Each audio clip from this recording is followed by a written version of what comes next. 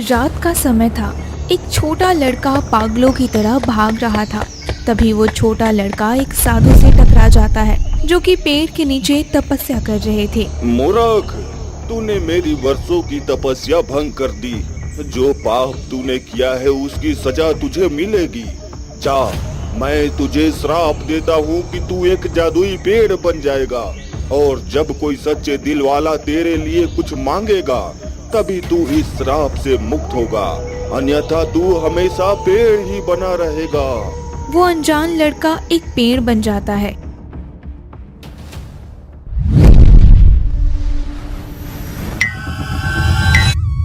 जंगल से दूर एक गांव था। नाम था विजयनगर। इसी गांव में एक छोटा सा घर था, जिसमें वीर अपनी बूढ़ी माँ यशोदा के साथ रहता था। यशोदा एक पुरानी और धुंधली तस्वीर को सीने से लगाए रो रही थी। माँ, तुम फिर से भैया की तस्वीर लेकर बैठ गई। लो, पहले ये काढ़ा पी लो। तुम्हारी तबीयत बिल्कुल ठीक नहीं है। कैसे ना रोऊं वीर, आज ही के दिन तो तेरा बड़ा भाई सूरज घर से निकला था। मुझे तेज बुखार था। वो पागल मेरे लिए शहर दवाइयाँ लेने गया और कभी लौट कर ही नहीं आया। माँ, भैया को गए सालों बीत गए हैं। सबने कह दिया कि वो अब कभी नहीं लौटेंगे। तुम्हें अब ये आस छोड़ देनी चाहिए माँ। मैं हूँ ना तुम्हारे पास। मैं रखूंगा तुम्हारा पूरा ख्याल। तू नहीं समझेगा बेटा। मेरा दिल कहता है कि मेरा सूरज जिंदा है। वो जरूर लौट कर आएगा। पता नहीं किस हाल में होगा मेरा बच्चा, भूखा होगा या प्यासा होगा। उसे मेरी कितनी याद आती होगी। शांत हो जाओ माँ। अगर भैया जहाँ भी होंगे उन्हें तुम्हारी ये हालत देखकर बहुत दुख होगा। तुम बस जल्दी से ठीक हो जाओ। वीर बाजार में राशन की दुकान चलाता था। दुकान पर काफी भीड़ लगी हुई थी।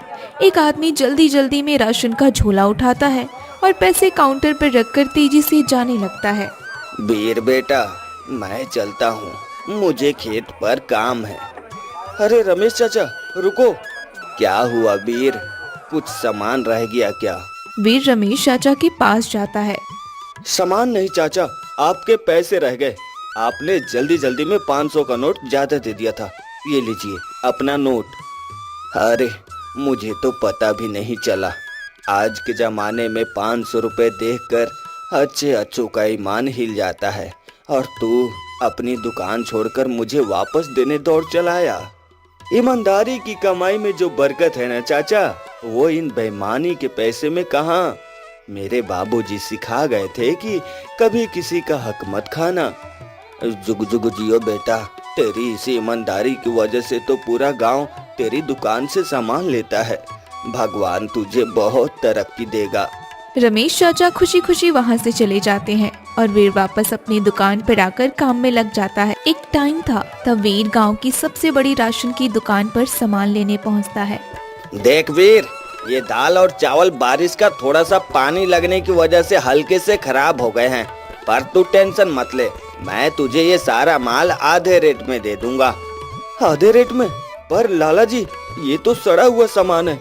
इसे खाने से तो लोग बीमार पड़ जाएंगे। अरे तू इतना क्यों सोचता है? तेरी दुकान गांव में सबसे बढ़िया चलती है। इसे अच्छे माल में थोड़ा थोड़ा मिलाकर बेच देना, किसी को भनक भी नहीं लगेगी। तेरा सीधा डबल मुनाफा होगा मेरे भाई। माफ करना लाला जी, पर मुझे ऐसा बेईमानी का मुनाफा नहीं चाहिए। मैं अपनी दुकान पर भले ही 2 पैसे कम कमा लूं, लेकिन अपने गांव वालों को सड़ा हुआ सामान नहीं बेचूंगा।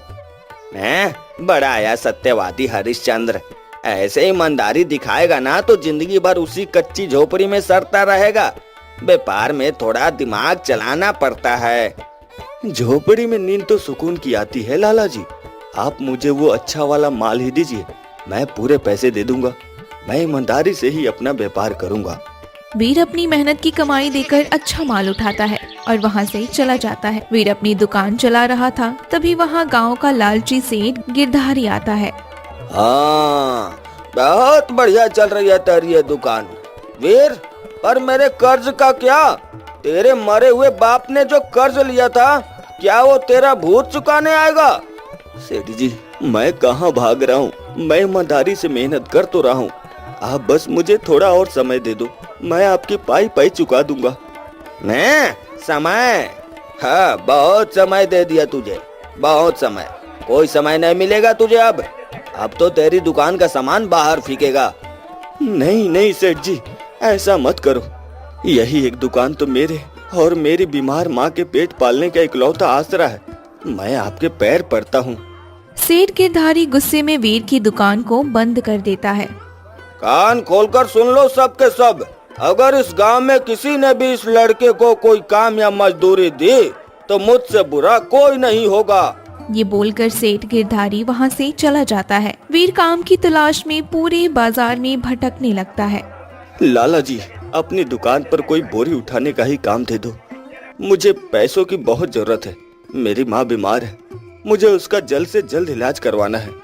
माफ करना वीर, हम सेठ गिरधारी से दुश्मनी मोल नहीं ले सकते। तू कहीं और काम देख ले। काम ढूंढते ढूंढते वीर को शाम हो जाती है, लेकिन उसे कोई काम नहीं मिलता। वीर थका हारा अपने घर पहुंचता है। घर की यशोदा बहुत बीमार हालत में लेटी हुई थी। माँ, क्या हुआ तुम्हें? सुबह तो तुम ठीक थी। कुछ नहीं बेटा, सीने में बहुत तेज दर्द हो रहा है। लगता है अब मेरा समय आ गया है जाने का। माँ, तुम ऐसी बात मत बोलो। अपनी आंखें खोल रखना, हिम्मत मत हारना माँ तुम। मैं अभी तुम्हारे लिए कहीं न कहीं से डॉक्टर को बुला कर लाता हूँ। रात हो गई थी। वीर पूरे गांव में इधर उधर भटकता है और लोगों से मदद मांगता है। सेठ जी, दरवाजा खोलिए। सेठ जी, मेरी माँ मर जाएगी, कृपया दरवाजा खोल दीजिए। सेठ गिरधारी दरवाजा खोलता है और घर के बाहर आता है। अरे क्या हो गया? क्यों चिल्ला रहा है फालतू में? अब सोने भी नहीं देगा क्या मुझे? सेठ जी, मेरी माँ बहुत बीमार है। मुझे बस थोड़े से पैसे उधार दे दो उनके इलाज के लिए। मैं आपके पास जिंदगी भर मजदूरी करूंगा, आपकी गुलामी करूंगा। बस मेरी माँ को बचा लो। चल दूर हट। मेरे पैसे क्या पेड़ों पर उग रहे हैं? कोई पैसे वैसे नहीं है। अगर पहला कर्ज दे देता है तो मैं तुझे पैसे दे दूंगा, वरना नहीं। अब जा यहाँ से। सेठ गिरधारी घर के अंदर चला जाता है और दरवाजा बंद कर लेता है। वीर और लोगों से मदद मांगने के लिए आगे बढ़ जाता है। रमेश चाचा, कुछ पैसे दे दो। चाचा, मेरी माँ की बहुत तबीयत खराब है चाचा। मुझे माफ कर दे वीर बेटे, सेठ ने पूरे गांव को धमका रखा है। मैं तेरी मदद करके अपने बच्चों को मुसीबत में नहीं डाल सकता। रमेश चाचा भी दरवाजा बंद कर लेते हैं। बहुत दुखी हो जाता है और एक पेड़ के नीचे बैठकर रोने लगता है और फिर वो जल्दी से उठता है और अपने घर पहुंचता है। माँ, तुम्हारा बदन तो आग की तरह तड़प रहा है। माँ, आंखें खोलो ना माँ, मैं तुम्हें कुछ नहीं होने दूंगा। बेटा, मेरा सूरज कहाँ है तू? मुझे बस आखिरी बार तुझे देखना है। लगता है तेरी माँ का समय आ गया है। नहीं माँ, मैं आपको कुछ नहीं होने दूंगा। मैं अपनी माँ को इस तरह तड़प तड़प कर मरने नहीं दे सकता। इस गांव के लोग तो मेरी मदद नहीं कर रहे। अब मुझे दूसरे गांव जाना ही पड़ेगा। वहाँ शायद कोई मेरी मदद कर दे। और वैसे भी वहाँ तो हमारी एक रिश्तेदार भी रहते हैं ना। हाँ, मैं दूसरे गांव जाता हूँ माँ, और मदद मांग कर लाता हूँ। सुबह हो जाती है और वीर दूसरे गांव जाने के लिए निकल जाता है। अगर मैं सीधे रास्ते जाऊंगा तो मुझे समय हो जाएगा, इसलिए मुझे जंगल के रास्ते जाना होगा, जिससे मैं दूसरे गांव जल्दी पहुंच पाऊंगा।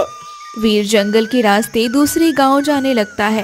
धूप बहुत तेज थी, इसलिए वीर बहुत थक जाता है और वो थक कर एक पेड़ के नीचे बैठ जाता है। क्या करूं हे भगवान, कहाँ जाऊं? अगर आज मेरे पास थोड़े से पैसे होते तो मेरी माँ बिस्तर पर ऐसे तड़प तड़प कर मौत का इंतजार न कर रही होती। हमारा भी एक पक्का घर होता और सेठ गिरधारी ने मेरी वो छोटी सी दुकान न छीनी होती तो आज मुझे किसी के आगे ऐसे भीख नहीं मांगनी पड़ती। अब क्या करूं भगवान मैं? मुझे तो कुछ समझ में नहीं आ रहा। तभी वहाँ से एक अमीर व्यापारी गुजरता है। उसके हाथ में 2 पोटलियाँ थी। एक पोटली उसके हाथ से गिर जाती है और व्यापारी को पता नहीं चलता और वो आगे बढ़ जाता है। वीर जल्दी से उस पोटली के पास जाता है। अरे इतने सारे पैसे, हे भगवान, इतना सोना! अगर ये पैसे मैं रख लूं तो मेरी माँ का इलाज तुरंत हो जाएगा। सेठ का सारा कर्जा मैं उसके मुंह पर मारूंगा और मेरी दुकान वापस मिल जाएगी। मेरी तो किस्मत ही बदल जाएगी। वीर वो पोटली उठाने ही वाला था, लेकिन वो रुक जाता है। नहीं वीर, नहीं, ये किसी और की मेहनत की कमाई है। मेरी माँ ने मुझे चोरी करना और किसी का हक खाना नहीं सिखाया है। मैं गरीबी में भले ही मर जाऊं, पर अपनी माँ को बेईमानी का पैसा नहीं खिलाऊंगा। वो तुरंत पोटली उठाता है और इस व्यापारी के पीछे जाने लगता है। सेठ जी, अरे सेठ जी रुकिए, आपका सामान गिर गया है। वीर की आवाज सुनकर व्यापारी रुक जाता है। वीर तुरंत उसके पास जाता है। अरे बेटा, इस पोटले में तो सोने के सिक्के थे। अगर कोई और होता तो ये सारा सोना लेकर रफू चक्कर हो जाता। सच कहता हूँ, तेरे जैसा इंसान मैंने आज तक नहीं देखा। भगवान तेरा बहुत भला करे बेटा, तेरी हर मुसीबत दूर हो। तू बहुत ईमानदार है बेटा, तू बहुत आगे जाएगा। व्यापारी ये बोलकर वहाँ से चला गया। वीर वापस आकर उस पेड़ के नीचे बैठ गया। तभी पेड़ से आवाज आती है। वीर, रो मत। तू क्यों दुखी हो रहा है? तू तो बहुत बहादुर और ईमानदार है। कौन है? कौन बोला? यहाँ कोई है क्या? डरो मत, मैं यही पेड़ हूँ जिसके नीचे तुम बैठे हो। मैंने आज तक तुम्हारे जैसा सच्चा और ईमानदार इंसान नहीं देखा। इतने सोने के सिक्के देखकर तो अच्छे अच्छों का ईमान हिल जाता है, पर तुमने अपनी ईमानदारी नहीं छोड़ी। मैं तुमसे बहुत खुश हूँ। मांगो वीर, मैं तुम्हें 3 वरदान देता हूँ। तुम जो मांगोगे वो आज सच हो जाएगा। वरदान? ऐसा थोड़ी होता है कि मैं जो मांगूंगा वो मिल जाएगा। तुम झूठ बोल रहे हो। कहीं ये मेरा कोई सपना तो नहीं? हाँ, यह सच नहीं हो सकता। ये सपना नहीं, हकीकत है वीर। मैं जादुई पेड़ हूँ। तुम मांग कर तो देखो, तुम जो मांगोगे वह पूरा हो जाएगा। अगर ऐसी बात है तो मुझे अपने लिए कुछ नहीं चाहिए। बस मेरी बीमार माँ जो घर पर तड़प रही है, जो कि बहुत बीमार है, वो एकदम स्वस्थ और ठीक हो जाए। बस मेरी माँ को बचा लो, मेरी माँ एकदम ठीक हो जाए। मैं यही चाहता हूँ। तथास्तु। जाओ वीर, अपने घर जाकर देखो, तुम्हारी माँ एकदम स्वस्थ हो गई है। वीर जल्दी से अपने घर पहुंचता है। यशोदा एकदम ठीक हो गई थी और वो चूल्हे पर खाना बना रही थी। माँ, तुम उठ कैसे गई? तुम्हें तो बहुत तेज बुखार था ना? तुम्हें तो बहुत खांसी भी हो रही थी। अरे पागल हो गया है क्या मेरा बच्चा? कैसा बुखार, कैसी खांसी? मैं तो एकदम भली चंगी हूँ। देख, मैं तेरे लिए गर्मा गर्म रोटियां बना रही हूँ। सुबह से काम की तलाश में भटक रहा है। तूने कुछ खाया नहीं होगा ना? अब जल्दी से खाना खा ले, भूख तो लग गई होगी तुझे। वीर बहुत खुश हो जाता है और घर के बाहर आ जाता है। इसका मतलब वो कोई सपना नहीं था। उस जादुई पेड़ ने सच में मेरा वरदान पूरा कर दिया। मेरी माँ एकदम ठीक हो गई। सच में वो पेड़ जादुई ही है। उसने मेरी इच्छा पूरी कर दी। मैं आज बहुत खुश हूँ माँ। मैं उसका धन्यवाद करने जाता हूँ। वीर वहाँ से जंगल की तरफ चला जाता है। दूर खड़े होकर सेठ गिरधारी ये सब सुन रहा था। जादुई पेड़ और वरदान? अच्छा, तो ये बात है, तभी ये भिखारी आज इतना खुश उछल रहा है। मैं भी इसके पीछे पीछे जाता हूँ और उस जादुई पेड़ तक पहुँचता हूँ, और फिर मैं भी वरदान मांगूंगा और इस दुनिया का सबसे धनी आदमी बन जाऊंगा। बहुत पैसा होगा मेरे पास। जादुई पेड़, मैं आ रहा हूँ। सेठ गिरधारी वीर के पीछे जाने लगता है और उस जादुई पेड़ तक पहुंच जाता है और एक पेड़ के पीछे छुपकर वो वीर को देखने लगता है, जो कि जादुई पेड़ से बातें कर रहा था। हे जादुई पेड़, आपका बहुत बहुत धन्यवाद। आपने जो कहा था वो सच हो गया। मेरी बीमार माँ एकदम ठीक हो गई है, बल्कि वह पहले से और भी ज्यादा स्वस्थ है। और अब तो वो अच्छे से काम भी कर रही है। सच में आपने तो कमाल ही कर दिया। मुझे खुशी है वीर, तुम्हारी ईमानदारी ही तुम्हारा सबसे बड़ा इनाम है। चलो अब अपना दूसरा वरदान मांगो। जादुई पेड़, मुझे ज्यादा कुछ नहीं चाहिए। बस मेरा वो कच्चा टूटा फूटा घर पक्का हो जाए और उस घर के बाहर एक छोटी सी दुकान बन जाए, ताकि मैं मेहनत और ईमानदारी से अपना व्यापार फिर से शुरू कर सकूं। बस इतनी सी इच्छा? ठीक है, तथास्तु। जाओ वीर, घर जाकर देखो, तुम्हारा पक्का घर और नई दुकान तुम्हारा इंतजार कर रही है। और हाँ, जल्दी लौटना, क्योंकि अभी तुम्हें तीसरा वरदान भी मांगना है। आपका बहुत बहुत धन्यवाद। मैं अभी घर जाकर सब कुछ देखता हूँ और फिर जल्दी से आता हूँ। वीर जल्दी से अपने घर पहुंचता है। घर पहुंचकर वो हैरान रह जाता है। उसका टूटा फूटा घर एकदम बड़ा आलीशान घर में बदल गया और घर के बाहर एक बहुत बड़ी दुकान भी थी जो कि राशन से भरी हुई थी। मुझे तो अपनी आंखों पर विश्वास ही नहीं हो रहा है। यह सच में हो गया। मेरी दुकान भी बन गई और मेरा घर भी अच्छा बन गया। यह सब जादुई पेड़ ने किया है। भगवान, तेरा लाख लाख शुक्र है। मेरी माँ भी ठीक हो गई और मेरा घर भी बन गया। अब मैं अच्छे से ईमानदारी से अपने व्यापार शुरू करूंगा। उधर सेठ गिरधारी जल्दी से उस जादुई पेड़ के पास जाता है। अरे ओ जादुई पेड़, मुझे भी वरदान चाहिए। मैं जानता हूँ तुम कौन हो सेठ। मांगो, तुम्हें क्या चाहिए, लेकिन याद रहे सिर्फ एक ही वरदान मिलेगा। एक ही काफी है मेरे लिए। मुझे इतना पैसा चाहिए, इतना धन चाहिए कि मैं 7 जन्म तक उसे खर्च न कर पाऊं। पैसों और सोने का पहाड़ आ जाए मेरे पास। खजाना, पैसा, सोना सब मेरे ऊपर बरसा दे आज। इतना पैसा आ जाए कि मैं इस दुनिया का सबसे धनवान व्यक्ति बन जाऊं। लालच का अंजाम बहुत बुरा होता है, पर तुम्हारी यही इच्छा है तो ऐसा ही होगा। तथास्तु। अचानक जंगल का माहौल बदल जाता है। सेठ के ठीक ऊपर हवा से सोने के सिक्के और भारी भारी सोने के घड़े गिरने शुरू हो जाते हैं। सोना, असली सोना। अब मैं दुनिया का सबसे अमीर आदमी बन गया। और लाओ, और लाओ, और चाहिए मुझे, और चाहिए।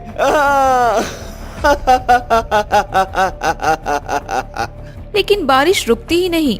सोने के भारी घड़े और खजाने के बक्से सेठ के सीधे ऊपर गिरने लगते हैं। देखते ही देखते पैसों का एक बहुत बड़ा पहाड़ बन जाता है और सेठ गिरधारी उसके नीचे बुरी तरह दब जाता है। अरे बस करो, हड्डियां टूट रही मेरी। अरे दम घुट रहा है मेरा। अरे बचाओ कोई मुझे। अरे यहाँ से निकालो। अरे मुझे नहीं चाहिए ये खजाना। अरे इतना थोड़ी मांगा था कि मैं उसके नीचे दबकर मर ही जाऊं। अरे हटाओ, हटाओ इसे। अरे बचाओ कोई, मुझे बचाओ। सेठ गिरधारी जोर जोर से चीखने लगता है। तभी वीर वहाँ आ जाता है। सेठ जी, आप यहाँ? और ये सब क्या है? आप इसके नीचे दब गए हैं। ये सब क्या हो रहा है यहाँ? वीर, ये आदमी बहुत लालची था। इसने मुझसे अपनी हद से ज्यादा पैसों का पहाड़ मांगा था। अब ये उसी पहाड़ के नीचे दब गया है। ये इसका लालच है और यही इसकी सजा है। इसे इसके कर्मों की सजा मिली है और इसके लालच की। वीर, मुझे बचा ले वीर। अरे मैं मर जाऊंगा। अरे मेरी हड्डियां टूट रही है। अरे मुझे बाहर निकाल दे। अरे मुझे नहीं चाहिए इतना सारा पैसा, नहीं चाहिए कोई खजाना। मुझे बस बचा ले वीर। हे जादुई पेड़, मुझे एक बात बताओ, तुम हो कौन और तुम्हारे पास ये जादू कहाँ से आया? तुमने तो मेरी पूरी जिंदगी ही बदल दी। वीर, मैं पहले कोई देवता या जादुई पेड़ नहीं हूँ। मैं भी कभी तुम्हारे जैसा ही जीता जागता इंसान था। इंसान? तो फिर तुम ये पेड़ कैसे बन गए? सालों पहले जब मैं बहुत छोटा था, तब मैं एक रात जंगल से गुजर रहा था। तभी हड़बड़ाहट में मुझसे एक साधु की तपस्या भंग हो गई। उन्होंने मुझे श्राप दे दिया कि मैं तब तक ये खौफनाक पेड़ बनकर यहाँ खड़ा रहूंगा जब तक कोई इंसान मेरे लिए कुछ मांगेगा नहीं। खैर, ये मेरी किस्मत है। चलो वीर, तुम अपना तीसरा और आखिरी वरदान मांग लो और अपने घर जाओ। अगर ऐसी बात है तो मुझे अपना आखिरी वरदान पता है। मांगो वीर, क्या चाहिए? और दौलत, सोना या कोई बड़ी सी हवेली? या फिर ताकत? जो मांगोगे मैं वह इच्छा पूरी कर दूंगा तुम्हारी, लेकिन याद रहे यह आखिरी वरदान है। अरे मुझे इनमें से कुछ नहीं चाहिए, मैं अपना आखिरी वरदान तुम्हारे लिए मांगता हूँ। तुम अभी के अभी अपने इस श्राप से मुक्त हो जाओ और वापस अपने असली इंसान रूप में आ जाओ। मैं यही वरदान मांगता हूँ। वीर के इतना बोलते ही चारों तरफ तेज रोशनी होती है और पेड़ एक नौजवान लड़के में बदल जाता है। मैं आजाद हो गया, मैं फिर से इंसान बन गया, मैं बिल्कुल ठीक हो गया, मैं मुक्त हो गया उस श्राप से। हाँ, तुम आजाद हो गए, तुम्हारा श्राप टूट गया। वीर, मैं कई सालों से पेड़ बना हुआ था, मैंने कई लोगों को वरदान दिए, वह ईमानदार थे, लेकिन किसी ने कभी भी मेरे लिए कुछ नहीं मांगा, सब अपने लिए ही मांगते थे। लेकिन आज तुमने अपना तीसरा वरदान मेरे लिए कुर्बान कर दिया। तुम चाहते तो खुद के लिए कुछ मांग सकते थे, लेकिन तुमने ऐसा नहीं किया। तुम सच में बहुत ईमानदार और अच्छे हो वीर, तुम्हारा यह एहसान मैं जिंदगी भर नहीं भूलूंगा। मैंने तुम पर कोई एहसान नहीं किया है, मैंने तो बस वही किया जो मेरे माता पिता ने मुझे सिखाया है। मेरे माता पिता ने मुझे हमेशा एक ही सीख दी है कि हमेशा दूसरों की मदद करो और ईमानदारी से हर काम करो। पर अब मैं कहाँ जाऊंगा? इतने सालों में पता नहीं मेरा परिवार, मेरी माँ कहाँ होगी, किस हाल में होगी। मुझे कुछ नहीं पता कि मेरा परिवार कहाँ होगा, क्या मेरा परिवार जिंदा होगा अभी या नहीं। और मुझे तो अपना परिवार ढंग से याद भी नहीं है कि मेरी माँ कौन थी। मुझे तो कुछ समझ नहीं आ रहा है कि मैं क्या करूं, कहां जाऊं। तुम अकेले नहीं हो भाई, जब तक तुम्हारा परिवार नहीं मिलता तो मेरे घर चलो, मेरी माँ ने बहुत बढ़िया खाना बनाया होगा। वीर सूरज को लेकर अपने घर पहुंचता है। माँ देखो, मैं घर आ गया और मेरे साथ एक मेहमान भी आया है। आ गया मेरा बच्चा, आज मैंने तेरे लिए ही तेरी पसंद का हलवा बनाया है। यशोदा की नजर जैसे ही उस पर पड़ती है वो एकदम हैरान रह जाती है। तेरे इस सीधे हाथ पर ये जलने का निशान कैसे आया? बचपन में अपने छोटे भाई को आग से बचाते वक्त मैं जल गया था। मेरा सूरज, मेरा बच्चा, तू आ गया। इतने साल तो कहाँ था मेरे लाल? देख तो तू कितना बड़ा हो गया है। अगर तू उस दिन मेरे लिए दवा लेने नहीं जाता तो शायद तू कभी खोता ही नहीं। मैं तेरा कब से इंतजार कर रही थी बेटा। माँ, तुम ठीक हो ना? सच बताऊं तो मैं तुम्हें भूल ही गया था, लेकिन जैसे ही तुमने मुझसे बात की तो मुझे सब कुछ याद आ गया। माँ, ये क्या कह रही हो? ये सूरज भैया है क्या, जो बचपन में खो गए थे? हाँ वीर, यही है तेरा बड़ा भाई सूरज, जो मेरे लिए दवा लेने गया था और कभी लौट कर नहीं आया। मेरा परिवार आज पूरा हो गया, मुझे मेरा खोया हुआ बेटा मिल गया। वीर, तूने सिर्फ एक अनजान पेड़ को आजाद नहीं किया, तूने अपने ही बड़े भाई को श्राप से आजाद किया है। अगर मैं यहाँ खड़ा हूँ तो बस तेरी ही वजह से। भैया, मैंने आपको बहुत याद किया था, मैं बहुत छोटा था, हमने आपको बहुत ढूंढा था, लेकिन आप कहीं नहीं मिले थे। लेकिन अब समझ में आ गया कि आप क्यों नहीं मिले थे। लेकिन अब सब कुछ ठीक हो गया है। अब हम दोनों अपनी माँ का अच्छे से ख्याल रखेंगे और अच्छे से मेहनत करेंगे और ईमानदारी से अपना काम करेंगे। हाँ वीर, अब हम दोनों खूब मेहनत करेंगे और अपनी माँ का अच्छे से ख्याल रखेंगे। रात हो जाती है। जंगल में अभी भी सेठ गिरधारी पैसों के पहाड़ों के नीचे दबा हुआ था और जोर जोर से चिल्ला रहा था। अरे कोई है, अरे कोई है क्या भाई? अरे कोई तो सुन लो। अरे गांव वालों, ये सारा पैसा ले लो यार, मैं कसम खाता हूँ कभी लालच नहीं करूँगा। अरे कभी किसी को परेशान नहीं करूँगा। अरे मैं सबका कर्ज माफ कर दूंगा, कोई तो मुझे बचा लो। अरे कोई है क्या? सेठ गिरधारी जोर जोर से चिल्लाता है, लेकिन कोई भी उसकी मदद के लिए नहीं आता। अरे सारा खजाना नहीं चाहिए तो आधा ले लो, पर मुझे यहाँ से निकाल दो, मेरी कमर टूट गई रे। कोई मुझे एक गिलास पानी पिला दो। ओए कल्लो, ओए रमेश, अरे कोई तो बचाओ इस गरीब सेठ को। तभी वहाँ एक जंगली भालू आ जाता है और सेठ गिरधारी को सुनने लगता है। अरे यह भालू कहाँ से आ गया? शायद यह मेरी मदद करने आया है। अरे भालू भाई, जा भाग के गांव वालों को बुला ला और कहना कि